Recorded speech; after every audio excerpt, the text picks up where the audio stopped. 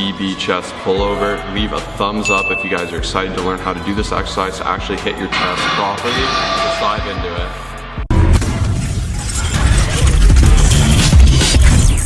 Alright guys, so a common video and question about this is this an exercise for the chest or back? Primarily I use this as a chest exercise. Lats will be a good accessory mover here. They're going to get a good stretch. You're not so much going to be working your lats as much as you would with a lat pull down or a cable row. They're just kind of stretching and they're there to assist this weight.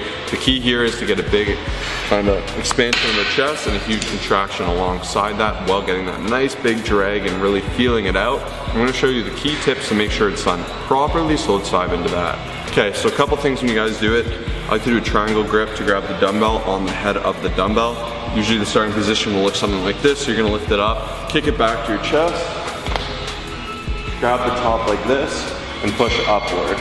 From here, you wanna extend nice and far back while being in control. You can see here to about here is a good point, and you're only coming up to this point.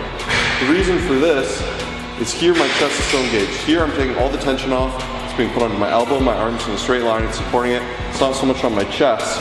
Whereas if you drag from here to here and you squeeze that chest, at this point is when you should be squeezing your chest together. Really use your shoulders to push that chest together to get a nice contraction. So nice and low, squeeze your chest together. Nice and low, squeeze that chest. Don't come too far. So your range of motion is literally this.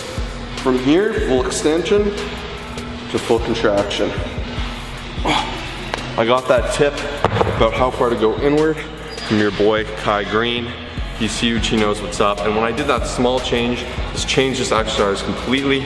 So I have that strong postured back once again, going as far back as my chest expands. If I go back any further, I'm just putting too much tension on the lat, and then it can become a lat exercise. So just extend that chest, come up, and you can see full contractions here. If I go here, I'm losing it, and I'm gonna be putting all the weight onto my arm, because when you're just holding something straight with your arm, it's just balancing it, that's all. Putting a little bit of tension on the shoulder, but not the movement you want, which is the chest. Use a lighter weight, do a little bit of reps, and make sure you're getting a good squeeze with this. I'm gonna show you 3 common mistakes and how to fix them. So common mistake number 1, I see far too many people doing this. They're actually bending at the elbow. They're turning this into a skull crusher or a tricep extension, and they're not actually contracting the chest, which is what we're trying to do. So you guys wanna make sure you have a slight bend in the elbow at all times. Your arms aren't fully straight, but they're also not bending throughout the movement. And common mistake number 2, even though Josh already touched on it, I'm gonna let my boy Kai explain it. Wow. 6.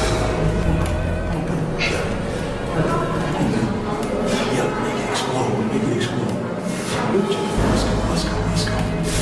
Boom. Good job. So as you guys saw with Kai Green, he was correcting Jeff's side there because Jeff wanted to do this natural pull forward to here and get that balance. Kai said just get that contraction and get out. So you can see he was getting that squeeze and he said get back at it. A lot of people use this standard position here, whether it's a skull crusher, a dumbbell pullover to rest, kind of take a nap in between sets. Whereas you want to stretch out, get that full contraction, which may be here for you. And sometimes there are deviants to the rule. It may be forward, so it might be here. That's fine. Wherever it is, hit it and get out. Don't do that little bit of rest and straightening of that arm is mistake number 2. Keep the tension on the muscle at all times. Alright guys, number 3, your last mistake of the day, and this is a big one. It's going too far back, so less is more sometimes, guys. You don't always have to do these crazy ranges of motion, you just need a full range of motion. Any full range of motion is where you fully extend and contract a muscle. That's how you're gonna work it optimally. If you guys are doing any more, chances are once again, you're taking the tension off. So like we said, going forward, you can take the tension off the chest. You can do the same thing by reaching too far back. By recruiting so far back, you're gonna really change your lats from being the accessory movers to being the primary movers. And that is not what you want if you're targeting the chest, if you're doing a chest dumbbell pullover. So once again, you wanna just go far back enough where I have that full extension, not so far back that it's gonna cause kind of like my scapulas to retract, my chest to push forward, and my lats to take over. Especially you're gonna get this wonky transition time when you have it all in your lats and then you kind of buckle it forward to your chest. It's gonna strain your shoulder. It's gonna just feel very uncomfortable, unnatural. It's gonna be lifting you back and you're gonna potentially harm yourself, especially if you're doing too much weight. So avoid that by doing the form properly as we previously demonstrated by just fully elongating and contracting. That's it. Thank you so much for checking this out and enjoying kind of learning another form video with us.